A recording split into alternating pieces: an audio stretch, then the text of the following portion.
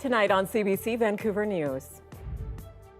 10 days and counting. A dangerous sex offender is still on the loose. Violent crime is up 40%. There is no assurance of safety. The official opposition pointing the finger at the feds in power for allowing it to happen. Plus, relief at the pumps. Well, we have seen gas prices take a pretty monumental decline here over the last couple of months. Good news for drivers. Gas prices are expected to stay low for a few months yet. Also, a fall storm drops a hint of winter on the south coast. It's an exciting time of year. We've gotten our first dustings of snow. There's about 5 inches of snow already at the top, which is really exciting. We had the micro spikes, which I think helped at some points in the trail. The early snowfall being welcomed by backcountry enthusiasts and the local ski hills. This is CBC Vancouver News.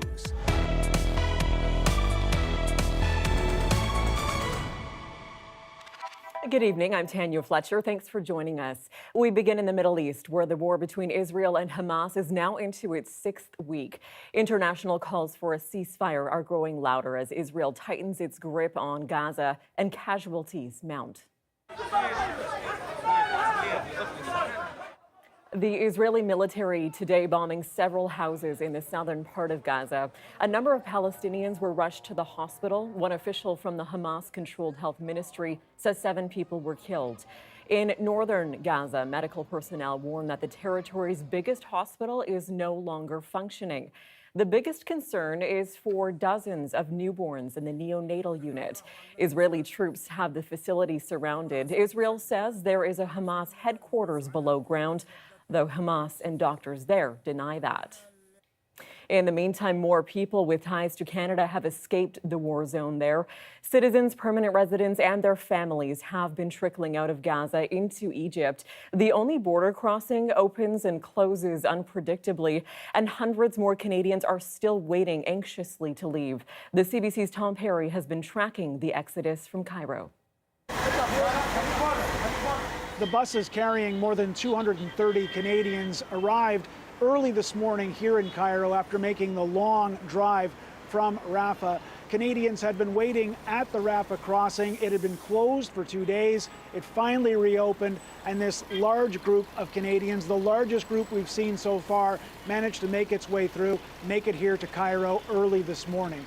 Throughout the day at the Canadian Embassy, diplomats have been working with this newest batch of evacuees, going through their paperwork, getting their visas taken care of, looking at tickets to either go back home to Canada or to whatever their next destination might be. We spoke to some of the evacuees today, and they tell a very similar story in that they're relieved to be out of danger, relieved to be here in Egypt, but worried about the people they left behind in Gaza. My family, my brother's wife, and my niece did get out. My mother and my little brother and sister they didn't. Even though were all registered as one group, one family, and my husband were all together.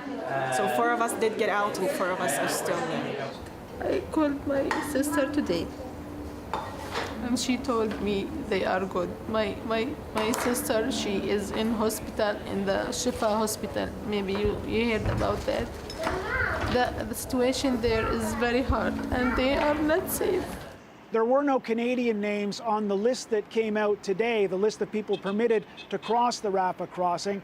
The priority right now seems to be to clear the backlog. There were a lot of names on lists that came out over the past week. The priority right now seems to be to get rid of those lists before moving on to new ones. What that means, though, for Canadians still in Gaza is that they may have to wait, and it's not sure how long, to get onto these new lists so that they can get permission to leave Gaza, to come through the Rafah crossing, to make their way here to Egypt and then on to wherever, but at least to get to safety. Tom Perry, CBC News, Cairo.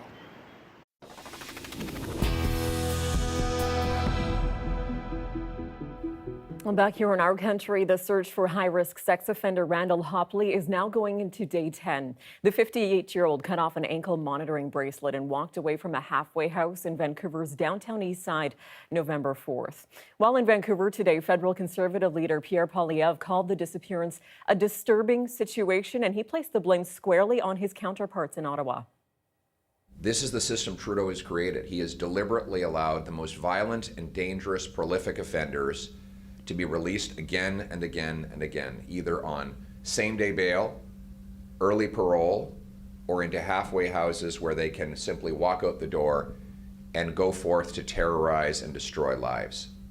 He says a Tory government would make sure repeat violent offenders stay behind bars. The reason Poilievre was here, meanwhile, was to advocate for a bill that would remove carbon tax on natural gas and propane used by farmers. The common sense Conservatives are launching a full-on campaign to push for Liberal senators to allow the passage of C-234 to take the carbon tax off farmers and food. Bill C-234 passed the House of Commons in March, mostly supported by opposition parties. It's now before the Senate, but procedural wrangling has delayed a vote until later this month. Well, Vancouver continues to lead the country as most expensive city in Canada for renters. A new report reveals the average one-bedroom unit was listed at $2,872 last month, and a two-bedroom tops $3,700. Now, both figures are actually down from September's rates. One expert attributes that in part to the BC government's unveiling of a new legislation cracking down on short-term rentals. The overall amount of listings that we have on rentals.ca for BC has gone up 21%. So when there's usually an influx of new units in the market, we usually see a little bit more variability in prices, and therefore prices went down a little bit month over month. Burnaby has now replaced Toronto as the second most expensive rental market for one-bedroom apartments. You may have noticed gas prices are down, and even better news than that, it's expected to continue that way in the long term. Today, regular gas in Vancouver is averaging $1.76 a litre, and it's even lower elsewhere around the province. That's almost 20 cents lower than this time last year. One analyst calls it a monumental dip over the past few months and predicts the price at the pump could drop by another 10 to 20 cents a litre by year's end. There are some caveats. There are some risks. The situation in the Middle East, certainly a risk. The global economic situation, also a potential risk. If the Federal Reserve in the U.S. starts cutting interest rates, then we could see prices not declining as much. He credits a few factors for the price decline. First of all, lower demand through colder months as people tend to drive less. Secondly, gas stations have switched to cheaper winter gasoline. And thirdly, the global price of oil has dropped now for a third straight week. A deadly avalanche near the BC-Alberta border is prompting renewed safety calls. A 29-year-old man from Squamish died while ice climbing in Peter Lougheed Provincial Park this weekend. Experts say it is peak ice climbing season with relatively good conditions right now, but they warn the potential for danger can change very quickly. It is imperative to factor in avalanche hazard into the assessment. And even though down in our valleys, it still feels like fall, we're still, not everything's snow covered. Up in the mountains, it's a very different story. Fluctuating weather conditions can make the risk even more unpredictable as the snow soaks in the rain and it becomes heavy, then increasing the chance of an avalanche. There has been an especially high number of bear encounters this year, and data now shows it's resulted in a record number of black bears killed. In the first 9 months of 2023, 460 bears have been destroyed. That's well above last year's number when 376 were killed over the same time period. This year, there have been roughly 21,000 reports of people coming across black bears in BC. That's also a new record. And there's a lot of speculation about what's driving these numbers higher. But environmental strains are believed to be a big factor. The food bears need simply isn't there. Lindsay Duncombe headed out with a conservation officer to witness firsthand what frontline teams are facing.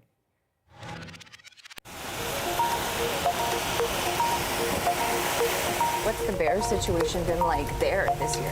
One of the busiest years that we've had.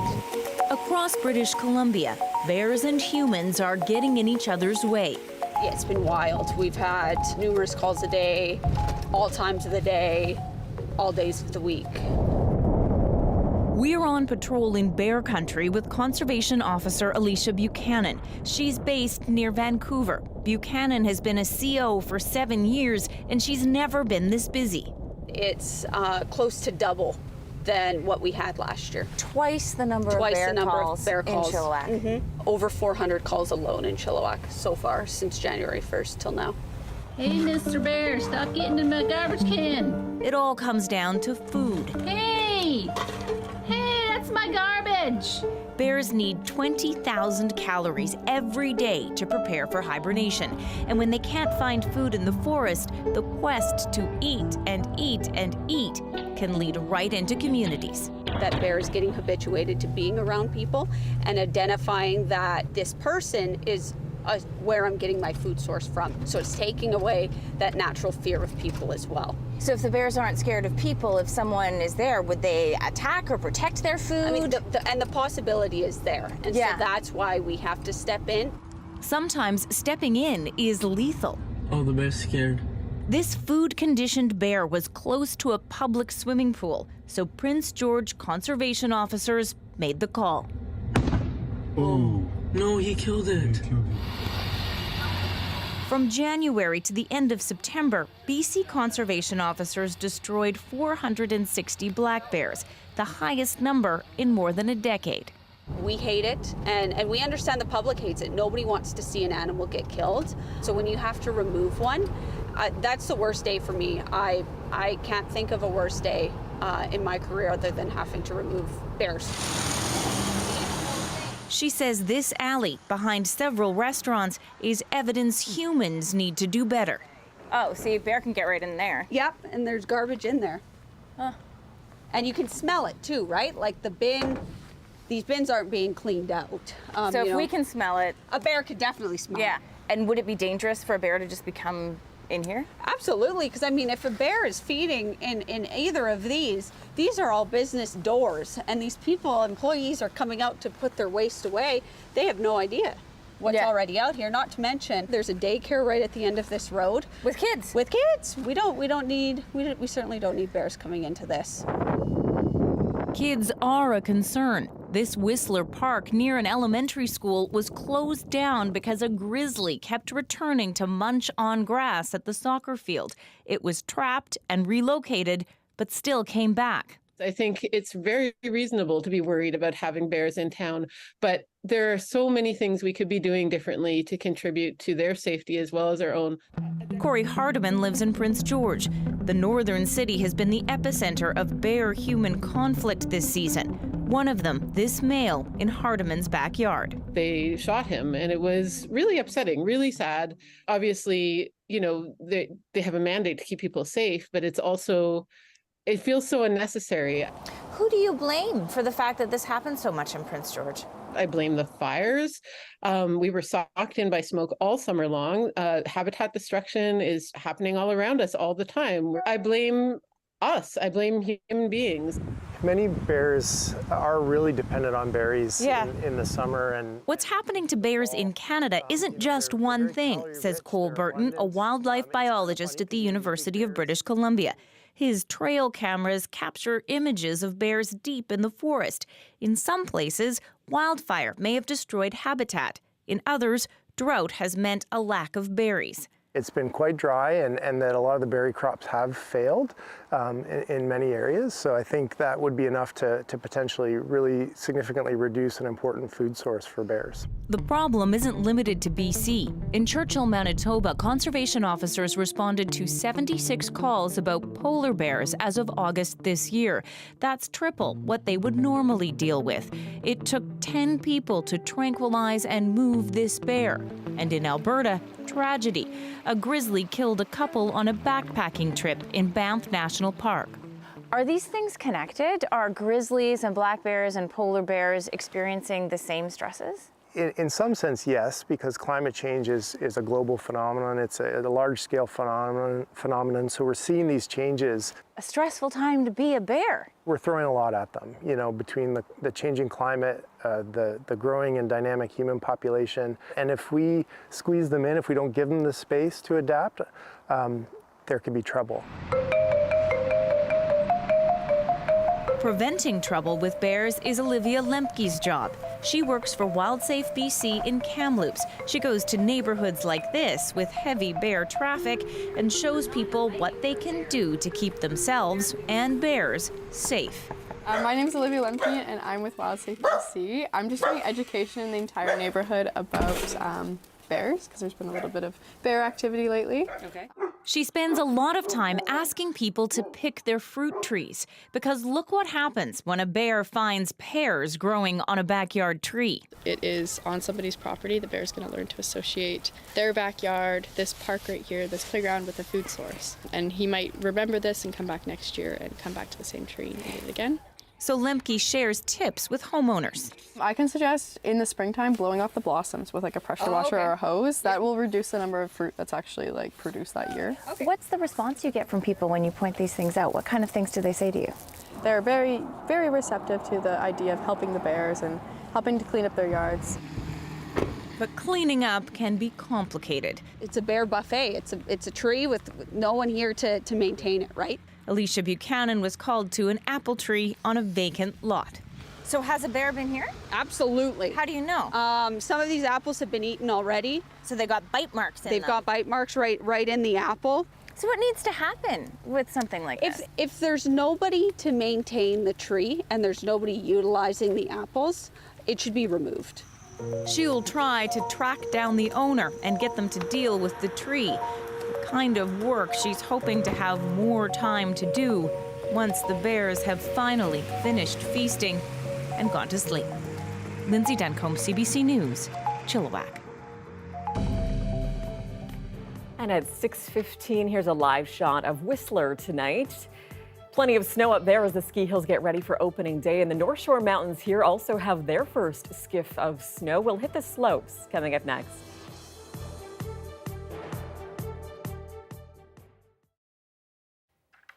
And thank you for staying with us during our commercial-free live stream. Well, the South Asian community celebrated Diwali this weekend. Known as the Festival of Light, thousands upon thousands marked the holiday with delicious foods and colorful decorations. Our Saurabh Sandhu caught up with some of the celebrations in Surrey. Dressed in colorful traditional Indian clothing, visitors to the Brookside Gurdwara in Surrey came bright and early as they begin their day by offering prayers. Most of the temples, the holy songs are sung. Some stop to lighten diyas, an earthen lamp outside the building. Others volunteer their time in the community kitchen. I'm doing seva. I'm applying ghee to the chapatis. The day is also celebrated as Bandi Chhod Divas by the Sikh community. The sixth Guru of Sikhs was released out of captivity on this day during the Mughal era in India. Celebration is going on ever since. Right next door, hundreds from local Hindu community pay their obeisance at Lakshmi Narayan Mandir. But be it a temple or Gurdwara, the devotees' prayer is the same. Happiness, peace, and of course prosperity. Happiness. For many, it's a chance to catch up with the family and spend some quality time together. It's a long weekend, it's a day off the next day, so you can enjoy a little bit more with your family. Just going back to my parents' place, we'll have a nice dinner, we'll do a little puja there. Food is a big part of the celebrations, and sweets take center stage. This is jalebi, a crispy Indian sweet filled with sugary syrup inside. On the day of Diwali, it sells like hotcakes. And you can see the lineup behind me, pretty evident of that. I don't know how to define this, but these are those heavenly rings of sugar that anyone will probably stand here in this winter morning to have this. It's all the sweets are special, but this particular jalebi is very, very crisp, very, very thin. Heaven. Streets and shopping malls are bustling as many make a last-minute dash to complete their Diwali shopping, just in time to spend the evening with their loved ones, glowing in lights of Diwali. Saurabh Sandhu, CBC News, Surrey.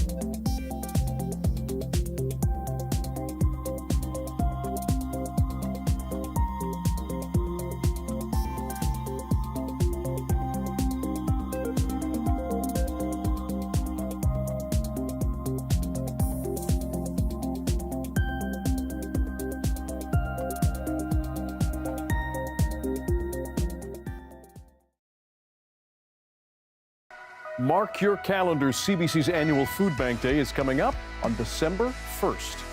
Kick off the holiday season by watching our full day of special programming, streaming online at cbc.ca/foodbankday and on CBC Gem. It's all for an important cause, local food banks across BC. For more information, head to cbc.ca/foodbankday. We'll see you December 1st. Welcome back. Some wicked weekend weather left 250,000 people province-wide without power. And the storm that hammered the south coast with rain and wind also brought the first signs of winter to the local mountains. Well, we've got 8 new snow guns that we installed this fall. That brings our fleet to 84, and the temperatures look to be coming into the zone where we're going to get some snowmaking production. Cypress says this is its first dusting of snow this season with 5 inches at the top of the mountain. Their team analyzes both temperature and humidity to pinpoint the ideal benchmark conditions for making artificial snow. And the earlier, they say, the better. The white stuff is also being welcomed by many backcountry enthusiasts that we caught up with today on the North Shore.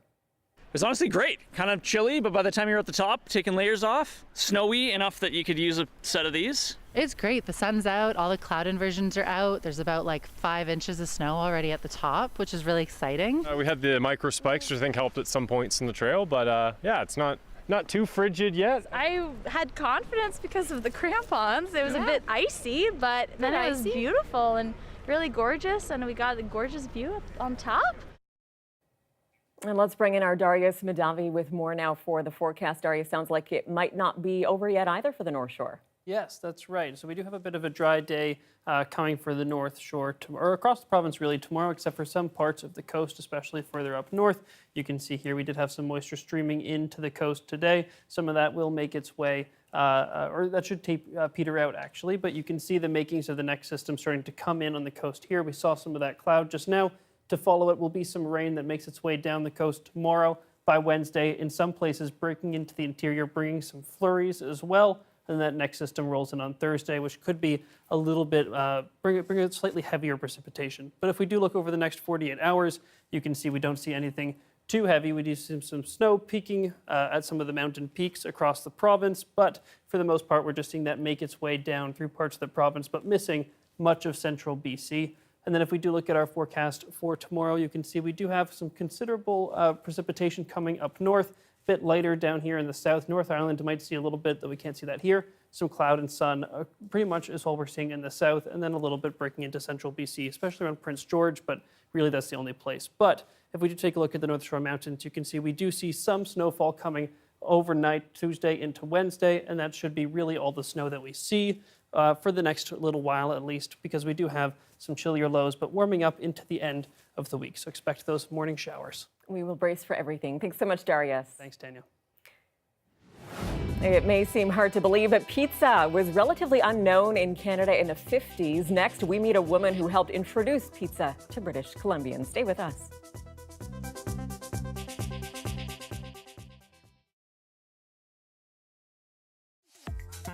A successful Pan Am Games in Santiago, Chile earned 12 Canadian athletes and teams berths to next summer's Olympics in Paris in 6 different sports. In some cases, an athlete earned a ticket to the Olympics for themselves. In others, an Olympic quota spot was awarded to Canada. Exactly who goes to Paris will be determined closer to the Games. Let's begin with the Canadians who guaranteed a spot at the next Olympics for themselves. In boxing, semi-final wins for Tamara Thibault in the women's 75 kg class and Wyatt Sanford in the men's 63.5 kg class punched, pun intended, their tickets to Paris. Both went on to win Pan Am gold the following day. Philip Kim, aka B-Boy Phil Wizard, also guaranteed he'll be at the next Olympics when he advanced to the gold medal battle in men's breaking. He also went on to win one of Canada's 46 gold medals at these Pan Am Games. Breaking will be making its Olympic debut in Paris. Finally, Sanoa Demphley Olin will become Canada's first Olympic surfer when she hits the waves in Tahiti. She earned her spot by advancing to the gold medal heat in the women's shortboard event. Now, let's review the events where strong Pan Am performances by Canadian athletes and teams resulted in quota spots for Canada in Paris. Again, who fills those spots at the Olympics is to be determined. 3 Canadian equestrian teams will be competing in France because of their results in Chile. The eventing team won gold, the jumping team silver, and the dressage team bronze. In shooting, Tuggerel Ozer's Pan Am record of 240.5 points earned him gold in the men's 10-meter air pistol, and Canada an Olympic entry in the event for the first time since the 1992 Games in Barcelona. Meanwhile, Shannon Westlake's bronze medal in the women's 50-meter rifle 3 positions also gave Canada an entry in that event. And finally, in sailing, Canada earned a total of 3 Olympic berths. The red and white will be represented at the Paris Games in the women's skiff 49er FX, men's skiff 49er, and women's kite events.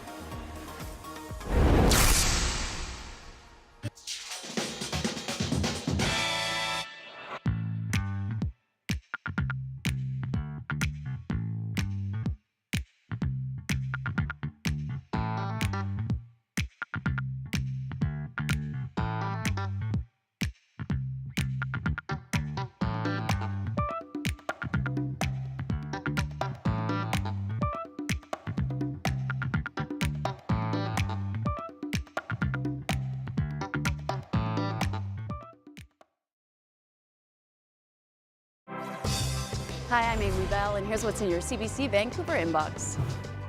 Join us for CBC British Columbia's annual Food Bank Day on December 1st. We're making the season kind with a special day of programming, all in support of local food banks across BC. This year, for the first time ever, you can watch our live stream of the day on CBC Gem and at cbc.ca/foodbankday. We'll see you on December 1st.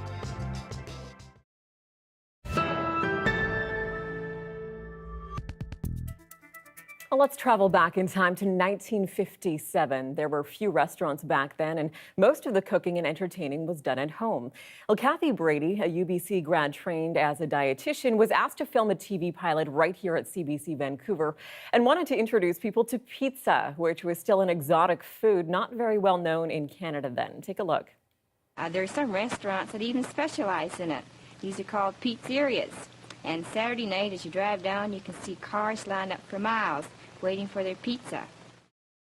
Well, Kathy's video has taken off on social media the past few weeks. She's now 90 years old and came back to our studios today with her daughter-in-law to chat with BC Today host Michelle Elliott. Take a look.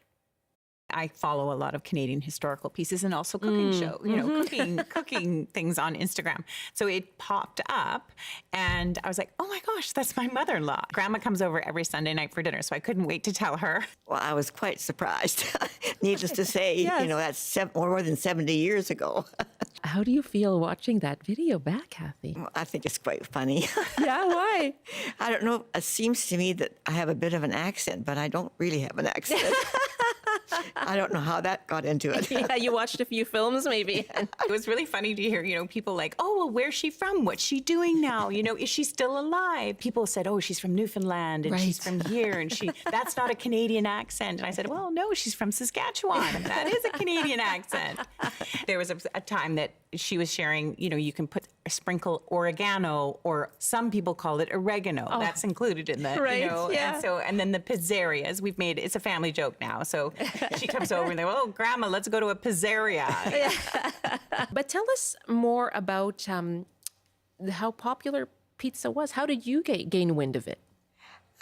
Well, I think it was just sort of coming to fore when I was going to university. People were talking about it and going to make it at home because you couldn't buy it in a store or a restaurant. And so I just thought it was quite unique and it would be an interesting topic. Anyways, it's for the future. Right. Well, it has become that for It sure. certainly has been that, yes. Now, I do hope that you'll try making pizza pie for your family or your guests soon, and I do hope that you find them satisfactory. And I know it's such a simple thing to do, and also you can use your imagination on the toppings to produce a different and a taste treat for the family. And I'm sure you'll all become real pizza fans soon. And that is your late news for this Monday, November 13th. For news anytime, anywhere, you can download the free CBC News app. You can always find us online as well at cbc.ca/BC. Thanks for joining us this long weekend. Good night.